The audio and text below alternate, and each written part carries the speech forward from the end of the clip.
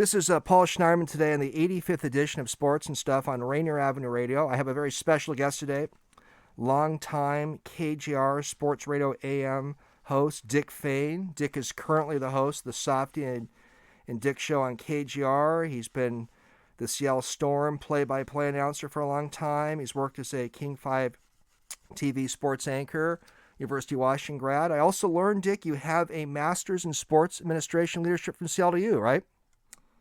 I do, yeah. Back, I think 2010 is when I graduated. I just kind of decided in my mid-30s if this radio thing either doesn't work out or if I want to change careers later on in life, let's have something to do. Well, that's a good degree. We're similar. I have a UW undergraduate degree and a degree from Seattle Law School, so we both have ties to those two respective institutions. Well, Dick, we've met a few times over the years. I appreciate you coming on Rainier Avenue Radio, Sports and Stuff show, a show that was launched in 2017. I've had many great guests, such as yourself now. I appreciate you coming on. Absolutely. Let's have fun.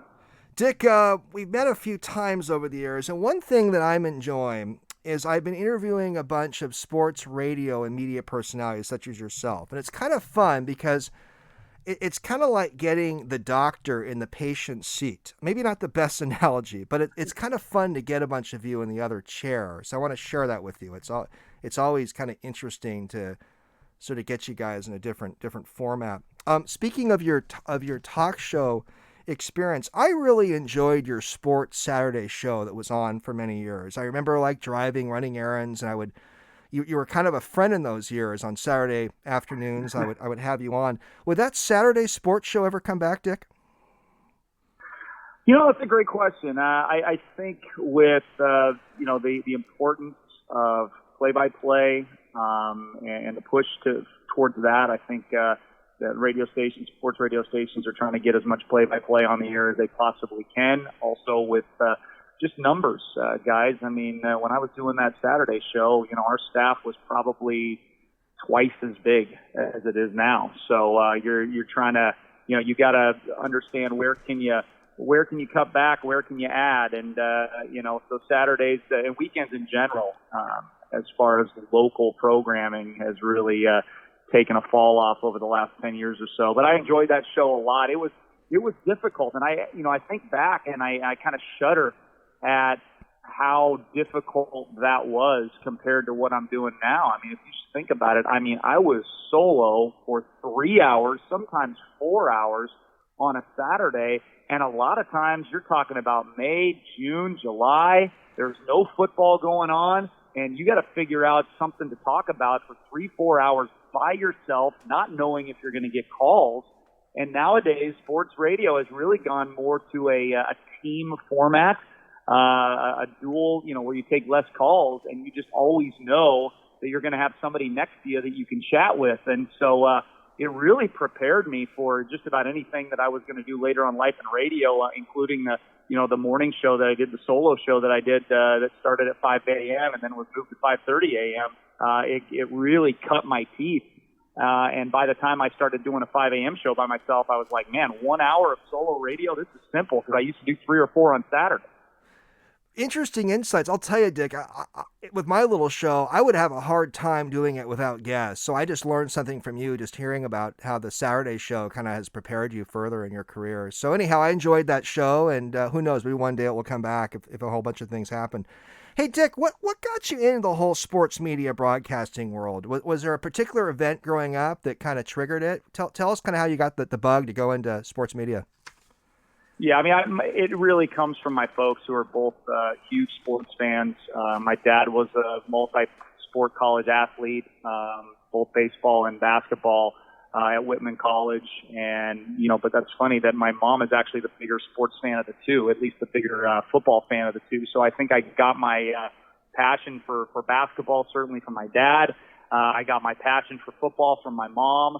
And, I just always wanted to describe what was going on in the games. And I started back, with the old Sonics where I take a tape recorder out. I really wish I still had these cassette tapes. But, in the late 70s, early 80s, I would just sit in front of a television and say, DJ to JJ, inside to Jack for a hook shot, and I'd be 5, 6, 7 years of age calling a game into a tape recorder, and it was just always a passion of mine. And honestly, I don't remember ever wanting to do anything else. I mean, I was certainly an anomaly. I mean, most kids have 15 different things they want to do from the time they're 5 till the time they're 20.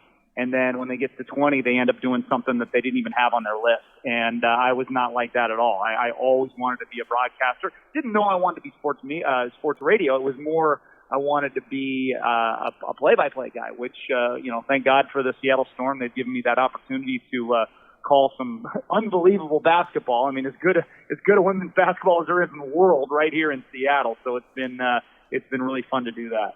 Well, I'm going to ask about the Storm in a minute. And so you never had a law and politics bug like your brother Joe got? No, and to the contrary. I stay as far away from politics as I can. I think politics is very stressful. It's, even just watching politics over the last, 6 months has been a very, very stressful time for me. So I definitely try to stay out of that. Gotcha. Fair enough. Paul Schneiderman, host of Sports and Stuff on Rainier Avenue Radio with KJR Sports Radio host Dick Fain. Dick, you mentioned the Storm. You've been the play-by-play guy for them now for a while. They won the WNBA championship again. Definitely an accomplishment despite the weird pandemic season.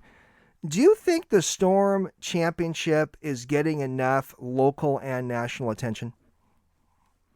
I think locally, yes.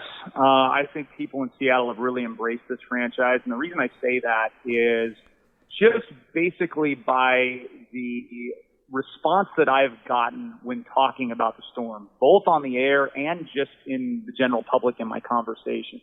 My first championship I was able to call was 2010. And that whole season, the Storm was dominating the league. And it was never mentioned on KJR, on the other sports radio station, and rarely anybody would even ask me about how the Storm are doing. And then you fast forward 8 years later to 2018, and weeks before the playoffs even started, I would get questions, comments from not women, but men, friends of mine, acquaintances of mine, just talking about, wow, the Storm are doing great this year. Do you think they're going to win a championship? It was an amazing transformation in those 8 years. It has continued to grow since in the two years. Now, obviously, it was tougher for the city to kind of wrap their arms around a team that they never saw in person this year that was always seen in a bubble. But certainly the media coverage was there. We talked about it on the radio. It was all over the Seattle Times. And so locally, I do think that the WNBA and the Storm have gotten a lot of respect. I see that in numerous cities around America. We still have a long way to go for the country to embrace the WNBA the way that Seattle has embraced the WNBA. But the progressive nature of Seattle aids to that. Let's face it. I mean, the WNBA, a very, very progressive politically organization. They made no bones about that in 2020 in the bubble. And so obviously it lends itself a little bit more to the clientele we have here in Seattle as well. So last decade, you're sort of extrapolating from your answer to my question, you're seeing more local attention towards the Storm, and that makes sense. Dick, you mentioned a minute ago you're not a big fan of politics, and my next question has a political, sociological angle to it. So I'm still going to ask you it because I want to get your feedback. Right.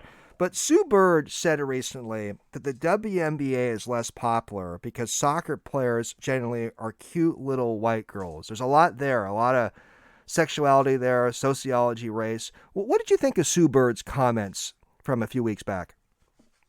I think Sue knows it better than anybody. I mean, that's just an opinion that I couldn't even possibly have one way or the other because Sue has lived it and I haven't. So I'm just going to trust her that, she is in that circle more than anybody.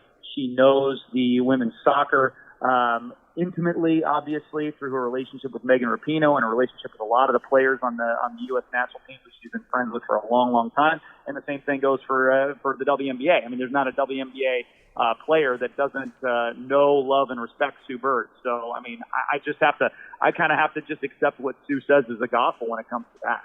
Sure, and you're right. She plays in the WNBA. Her I believe now wife or significant other plays in the soccer women's soccer league. So yeah, it definitely that her answer or her take on why the NBA is less popular definitely got a lot of people talking. But she has her perspective for sure. Hey Dick, you've interviewed many people, and you've had so many conversations about sports related matters.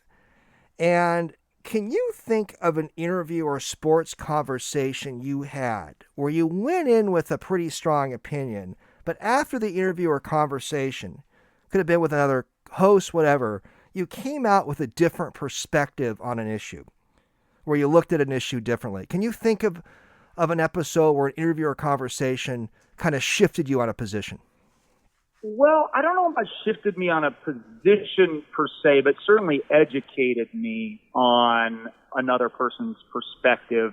I think that the shows that we did this spring were as enriching a shows that we have ever done, where we morphed the sports world and what was going on in the post George Floyd America, and we turned a minimum of a week's worth of shows into that, because that was obviously the driving story, the driving force of what was going on. That's what everybody was talking about in going on into the summer, into May and into June. And so we basically, we talked to at least two of our African American guests, friends that we've had on the show prior, just to find out what they were going through and how they were approaching what they were seeing on television. And it just totally opened up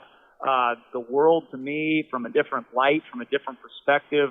And, it just educated me, really. I don't know if it necessarily changed my feelings about anything or changed my opinions about anything, but it was certainly just really enriching to hear from all those people, from our local our local guys here, Seattle Times guys, local radio guys, guys from outside the area. I mean, our friend Jerry Brewer from the Washington Post came on numerous times during that time, and it was just really, really interesting to hear all those guys and gals' perspective.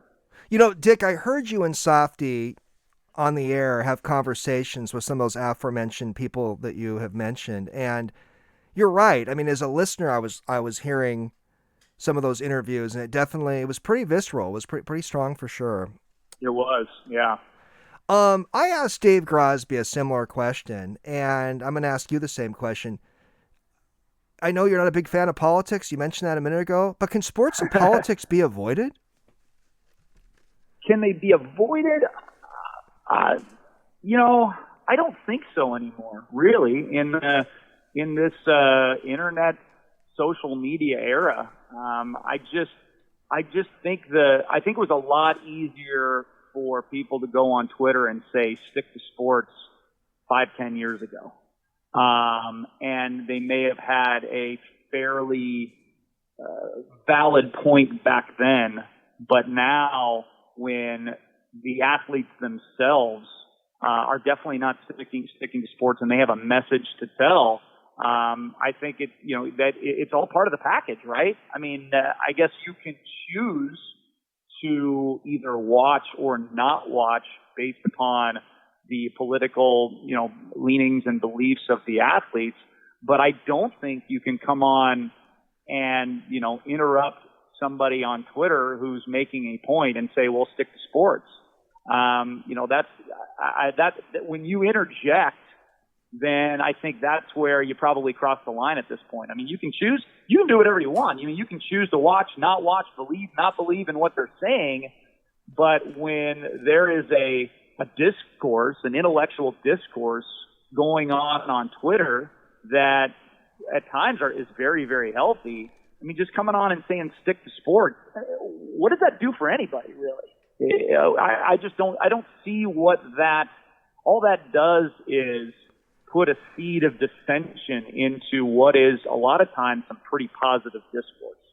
Well, my 2 cents is when you have labor issues and antitrust issues and race issues and gender equity issues and sports stadium issues, I don't know how politics and sports can be avoided completely. That's my humble 2 cents, but you work in the business, and I think you kind of have a similar perspective in a way, huh? Yeah, no, I think that's fair. Dick, okay, I've been on a high horse. I've been asking this a question to all sorts of guests since last year. Some of my, few listeners are probably getting sick of this question, but every time I ask it, I get a wonderful answer. So I've gotten one guest, Dave Sims, answered Sandy Koufax. Softy answered Tiger Woods. A whole bunch of different names. Steve Rabel said Bill Russell. If you could interview or have an extended conversation with one living sports figure, could be a player, manager, owner, whatever, who would it be? Oh, living. You got me with living because I was going to go to Ali. But Ali comes up a lot. Yeah, but you said living. Living, right. So, oh, boy. That is a great question. I can give you some more clues if you want from some of my other guests. Yeah. Who did some other people? Sure. Other people mention? Grosby answered Floyd Mayweather. Furness said Russell Wilson. Steve Kelly answered Kareem Abdul-Jabbar. Percy Allen answered Mike Tyson. Puckett said Jordan. Rick Turner, by the way, gave a really interesting answer a week or two ago. He answered Oscar Pistorius, the South African runner who got in trouble. Well, now that lends me to this question, Paul. Lends me to this question. Are we going to get truth serum, open, honest responses from these people, or are we going to get what they normally give us? For example, if Furness said Russell Wilson, I mean, that could be the most boring 20 minutes of all time, or if you could get Russell Wilson just to speak openly, honestly about anything and everything. That's exactly how Furness answered it. He said, I want Russell Wilson to really open up. That's how Furness answered it, Dick, that way. Yeah, I mean, I think that goes for a lot of these people. I mean, I thought listening to Jordan was fascinating in the documentary, The Last Dance, because we don't hear a lot from Michael Jordan. And so I think it would definitely be a guy like that who we just don't hear a lot from, and certainly we don't hear them being open. And not that Russell Wilson's not honest. Russell Wilson's very honest. I think he believes everything he says. He just doesn't give us a lot of meat to chew. You know what I mean? Right. So would you answer Jordan? Yeah, I think I would go. I mean, Jordan and Tiger Woods are my two, idols growing up, along with Ken Griffey Jr. I mean, those three were always above and beyond. So of those three, and I could get them to open up. I mean, because you know what, I might go with Tiger because we haven't seen the Tiger documentary yet, right? We haven't seen I'm waiting for the Last Dance Tiger Woods documentary that goes through all of his ups, all of his downs. We see the 2009 crash and burn. We get to know intimate details on all of that from his own mouth.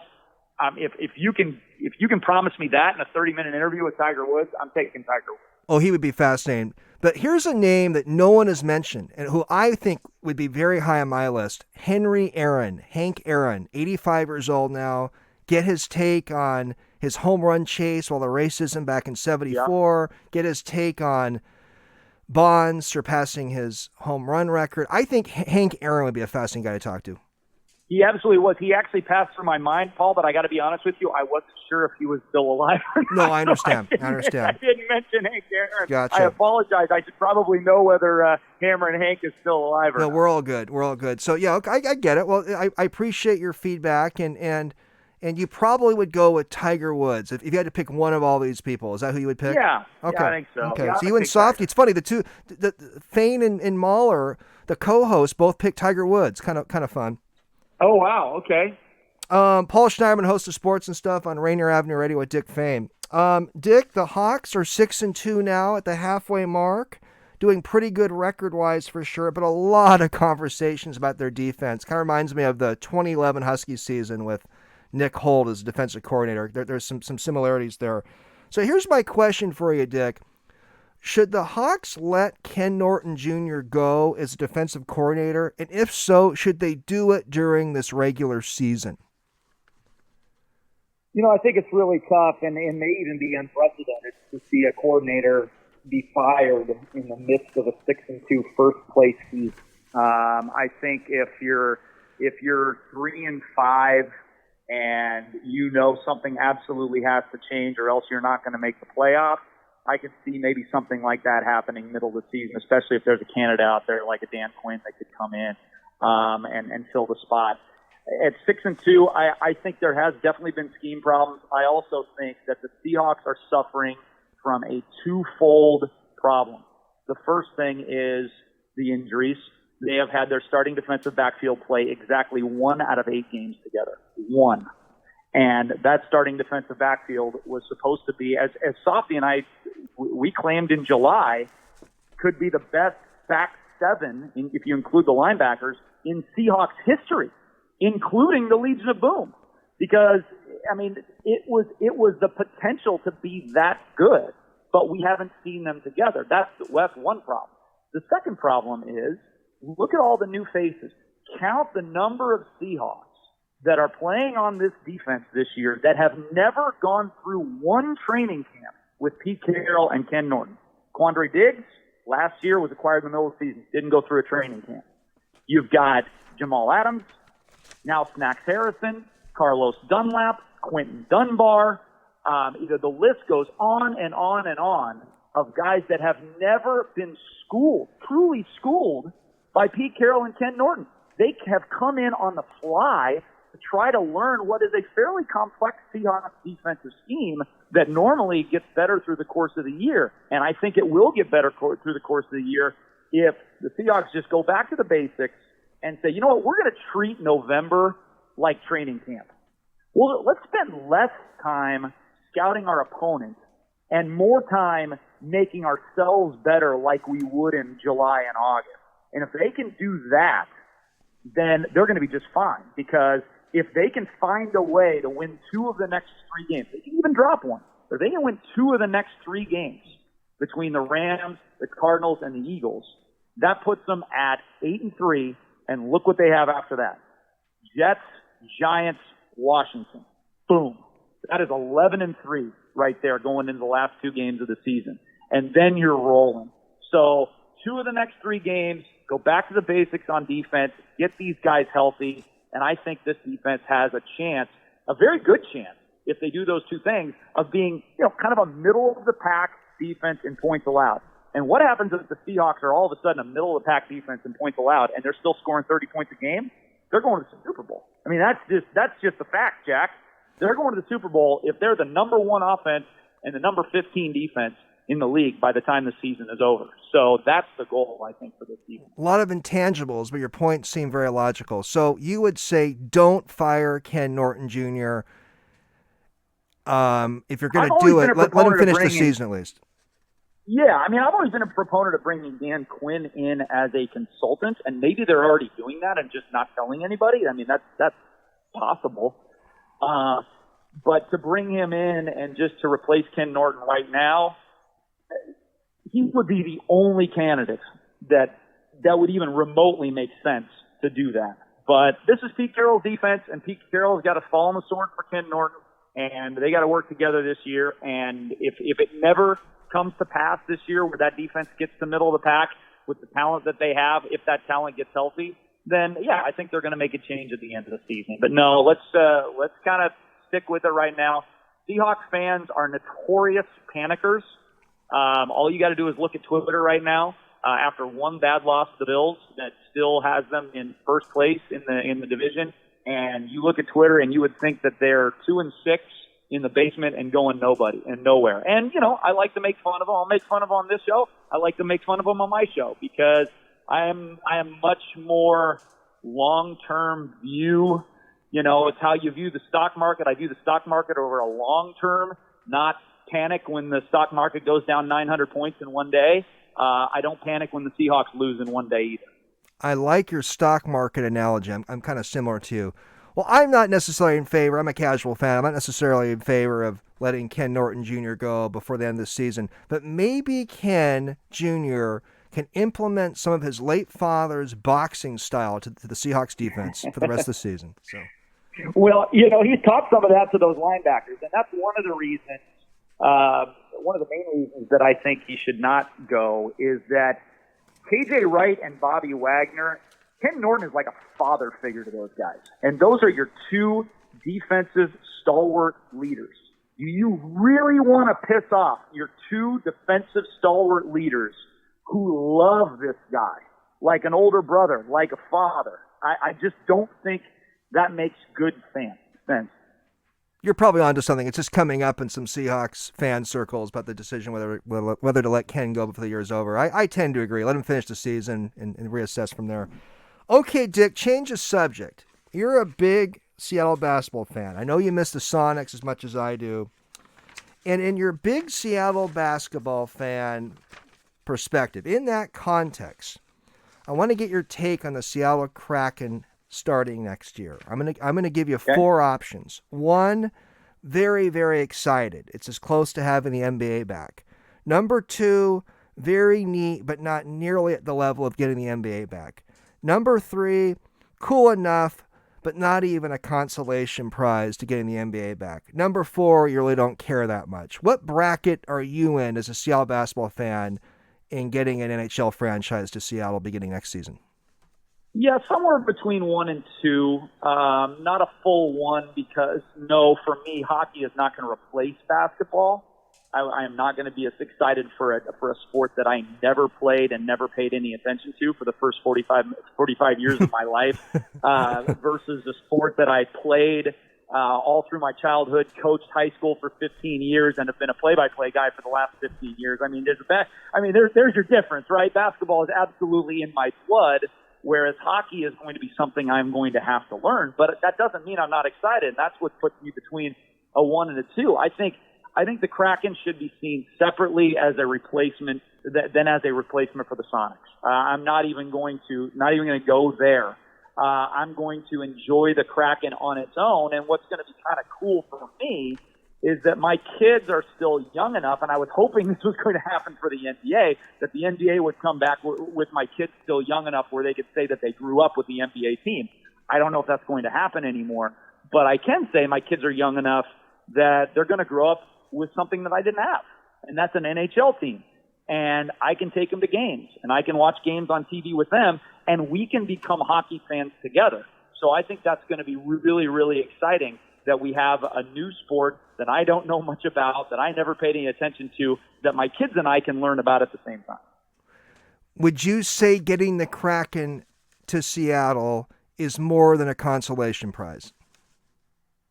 Oh, yeah. Yeah, again, I don't want to compare it to basketball. And if you say it's a consolation prize, then you're comparing it to basketball. Then you're saying it's not basketball, so therefore it's not cool or it's not as good. And I just don't feel that way. I mean, I'm going to keep it in a completely different department. What we did get by this arena, and whether the arena's in the place that you wanted it in or not, it looks like it's going to be a beautiful arena, and it's going to be state of the art, and it's going to be everything that we wanted. Whether we wanted it in Soto or whether we wanted it at Key, it's going to be fantastic. And that is going to assist. That is the one major roadblock that you had from bringing an NBA team back. We all knew that from the very beginning. So then the one major roadblock that you have had for the last 10 years, and the reason that there has been no NBA team coming back, has been lifted. So now it's just a matter of the NBA deciding, okay, finding ownership I don't think is going to be a problem. I mean, you kidding me? With all the money in this town, I don't think it's going to be a problem finding local ownership that wants to own an NBA team. The problem is going to be just simply, is the NBA, do they find it financially beneficial to them to either expand or to move a struggling franchise to what is a booming economic and basketball market? Dick, speaking of the arena situation, and you really brought something up that's helping me lead to my next planned question. You've done a lot of interviews. Sometimes you don't get to your planned question, sometimes you do. But Some of the ways Right. you're answering questions are foreshadowing my next anticipate questions very well here. Is the Seattle Soto Arena dead or on life support right now? Oh, I think it's probably dead. Now, that doesn't mean that they couldn't put a different kind of arena down there. An arena that is more, smaller type venue for events that need that, 8,000-10,000 seat capacity per se, that don't want to pay the freight to go to Key Arena. I mean, certainly you can. There's a lot of improvements that can be done to the Soto area. We already have showware there for that. Yeah, but in the Everett but it's Arena. not in Seattle. It's not in Seattle. So I don't know. I do not see another NBA-sized arena going into Soto. If that answers your question. Yeah. I mean, it could be developed. There could be some sort of event space down there, similar to like what you mentioned with showware. But I do not see a 20,000 seat arena going into Soto. Yeah. It strikes me as being maybe a stretch, but you never know. Dick, you got time for a few more questions? Yeah, I guess you know. Great. Kyle Lewis, Rookie of the Year. I really like watching Kyle Lewis. I think he's got a great future as a baseball player. He had some great plays this year. But do you view an AL Rookie of the Year as a valid AL Rookie of the Year with a 60-game season? Is he truly the Rookie of the Year?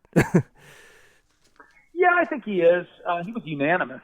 Now, obviously, he could have struggled in the other 100 games. There's no question. But these are the rules we're playing by this year. I was not a fan of the 60-game season. I mean, I thought there was plenty. Not that I thought there was plenty of time. There was plenty of time to play 80, 90 games. But the Major League Baseball just never got off their butt and got the economics worked out. So we only played 60. But yeah, he had a fantastic season. He got some notoriety for the Mariners, as did Evan White getting the Gold Glove. And I think the Mariners got out of 2020 everything that they wanted to get out of 2020. So I am encouraged. I'm obviously, been very critical of how this franchise has handled things over the last 20 years, and rightfully so. But I do give Jerry DiPoto a clean slate. I've given him a clean slate ever since he walked in the door. I've given John Stanton a clean slate since he's walked in the door. And I said, hey, you cannot judge Jerry DiPoto and John Stanton on the sins of the past GMs and ownership of this baseball team. It's just not fair. There's no reason why you should judge those guys based upon the past sins. So they've done everything they promised to do over the last 2 years in rebuilding this team, and we're seeing the fruits of their labor right. And, of course, Jerry DiPoto got some more trades in during the 2020 season. That goes without saying. Oh, yeah. I mean, there'll be many, many more between now and March, too. Dick, let me get two more questions in. We're going to wrap it up in a couple minutes. So what do you think is the biggest 2020 national sports story that has gone on the field? There's so much off-the-court stuff going on. What would you say is the biggest on-the-field sports story this year? So far, probably LeBron winning a title. I mean, and getting him that much closer to Jordan. That was, and the whole debate.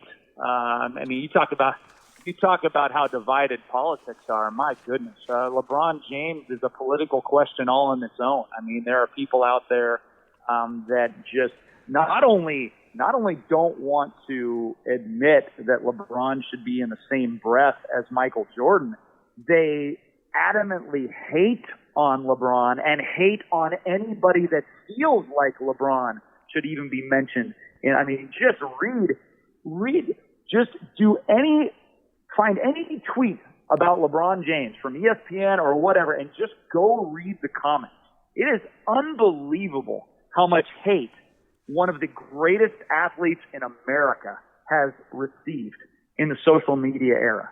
And Michael Jordan even came out a couple of weeks ago and said, I don't think I could have performed in this era. Think about that. Michael Jordan admitted he doesn't think that he could have handled the social media era. And, so and Jordan, not only is LeBron James, what's that? And Jordan rarely shows any vulnerabilities either. Jordan did what? Jordan rarely shows a vulnerability either.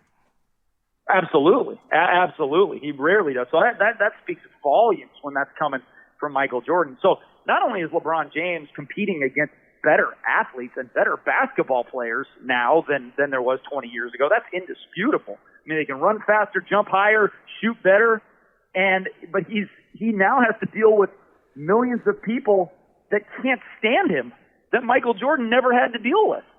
So I absolutely, I'll still put Jordan 1 and LeBron 2, but they're absolutely in the same conversation.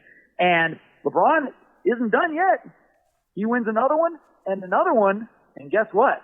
What's better, winning 6 and going to 6, or winning 6 and going to 12? Oh, by the way, Husky legend Greg Lewis answered LeBron James to my question on what living athlete like to interview. So I forgot to mention LeBron to that. Oh, there you go. So, well, Dick, I think we're going to wrap it up in a minute, but here's my final question for you. And I've had a lot of fun getting you on. It's just been great to catch up with you and get some of your perspectives off your KGR show. And I'm probably going to turn you on again in a few hours on KGR. Cool. But what is something Dick Fain has not done in the sports media field that you would love to do, or at least give a try before you hang it up?